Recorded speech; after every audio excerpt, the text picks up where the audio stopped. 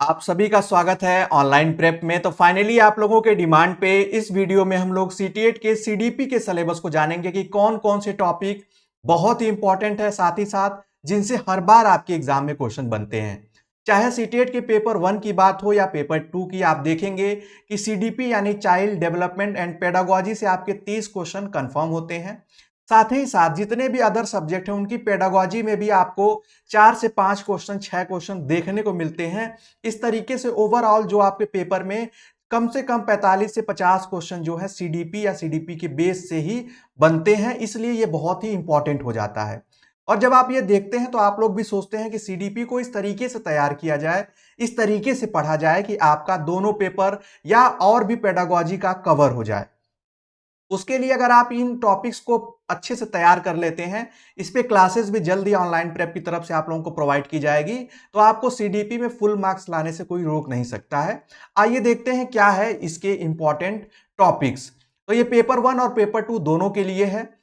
अगर यूनिट 1 में बात करें तो आपको जो 15 क्वेश्चन पूछे जाते हैं चाइल्ड डेवलपमेंट से, उसमें सबसे इंपॉर्टेंट और जो टॉपिक है वो यहां पर दिए गए हैं। पहला है बाल विकास की अवधारणा, कंसेप्ट ऑफ चाइल्ड डेवलपमेंट। थोड़ा तैयार करना पड़ता है कि कैसे चाइल्ड साइकोलॉजी से चाइल्ड डेवलपमेंट आया और इसमें क्या क्या, जैसे मनोविज्ञान से कैसे शाखा निकल के आई, इसके बारे में, और थोड़ा सा बाल यानी बाल केंद्रित चीजों के बारे में।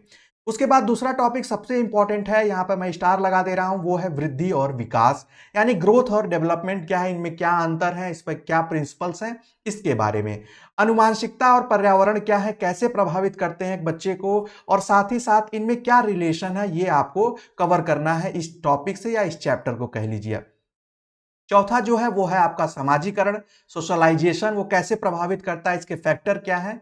ये अगर आप तैयार कर लेते हैं तो आपके एग्जाम में हमेशा इससे क्वेश्चन बनते हैं। और पियाजे, कोहलबर्ग और वाइगॉट्स्की, ये तीन जो नाम है मनोवैज्ञानिकों के, ये बहुत इंपॉर्टेंट है, हर बार इनसे क्वेश्चन आपके एग्जाम में आते हैं, तो इनको बहुत अच्छे से पढ़ना है आपको। बाल केंद्रित और प्रगतिशील जो है, चाइल्ड सेंटर्ड और प्रोग्रेसिव एजुकेशन जो है, इसको भी बहुत अच्छे से पढ़ना है। ये क्या है, और ये प्रेजेंट टाइम में इससे कई क्वेश्चन देखने को मिले हैं, क्योंकि एनईपी में भी इसकी बात की गई है। उसके बाद बुद्धि जो एक चैप्टर है, ये बहुत इंपॉर्टेंट है। इंटेलिजेंस क्या है, फिर इसमें आईक्यू, इसका मेजरमेंट, फिर इसमें मल्टीपल इंटेलिजेंस क्या है, उसको भी फोकस करके अगर आप पढ़ते हैं तो आपका सीडीपी का पोर्शन बहुत अच्छे से तैयार हो जाएगा। वहीं अगला जो है भाषा और चिंतन, लैंग्वेज और थॉट्स जो है, उसके बाद लिंग एवं समाज, जेंडर और सोसाइटी का भी आपके एग्जाम में अब क्वेश्चन आने लगा है। व्यक्तिक भिन्नता, इंडिविजुअल डिफरेंसेस क्या होते हैं, कैसे दो व्यक्ति, क्या क्या उसमें असमानताएं होती है और क्यों होता है, उसको जानना। उसके बाद आकलन और मूल्यांकन, ये बहुत इंपॉर्टेंट है। असेसमेंट क्या है, इवेल्युएशन क्या है, उसके बाद जो सीई की बात की जा रही है, वो सब आप अगर इसमें करते हैं तो 11 जो इंपॉर्टेंट टॉपिक है उससे आपके 15 क्वेश्चन बहुत आसानी से तैयार हो जाएंगे। वहीं यूनिट 2 में अगर आप आए, ये सब बात हम लोग सीडीपी के अंतर्गत ही कर रहे हैं। तो समावेशी शिक्षा आती है, जिसमें आपको वंचित और विशेष आवश्यकता वाले बालक के बारे में थोड़ा सा जानना है। उसके बाद अधिगम विकार से आपके एग्जाम में क्वेश्चन आते हैं, कौन कौन से, जैसे डिस्ग्राफिया, डिसलेक्सिया, जितने भी डिस्कैलकुलिया, ये सब विकार हो गए, और अन्य जो प्रॉब्लम आती है उसके बारे में थोड़ा सा। फिर प्रतिभाशाली, रचनात्मक और विशेष छात्र क्या है, इनमें क्या अंतर है, इंटेलिजेंट, क्रिएटिव और गिफ्टेड चाइल्ड, उनके बारे में। उसके बाद एनसीएफ 2005 से कई बार क्वेश्चन पूछा जाता है, आरटी से, सीसीई से, फिर आरपीडब्ल्यूडी एक्ट जो है 2016 वाले से आपके क्वेश्चन बनने लगे हैं। और एनईपी जो 2020 है, इसको तो आपको बहुत अच्छे से एक बार देख कर ही और पढ़कर ही जाना है।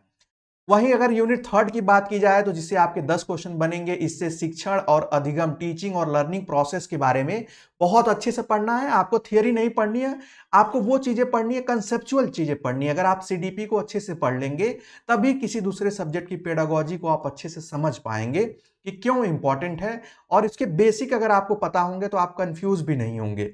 उसके बाद संज्ञान और संवेग क्या है, इनमें क्या अंतर है, साथ ही साथ इस क्या विशेषताएं हैं इसकी, ये सब आपको पढ़ना होगा। प्रेरणा और अधिगम क्या है, ये बहुत इंपॉर्टेंट है। मोटिवेशन और लर्निंग, इनमें क्या रिलेशन है, मोटिवेशन क्यों इंपॉर्टेंट है, ये सब अगर आप अच्छे से पढ़ते हैं, जिसकी क्लासेस ऑनलाइन प्रेप पे आप लोगों को प्रोवाइड की जाएगी।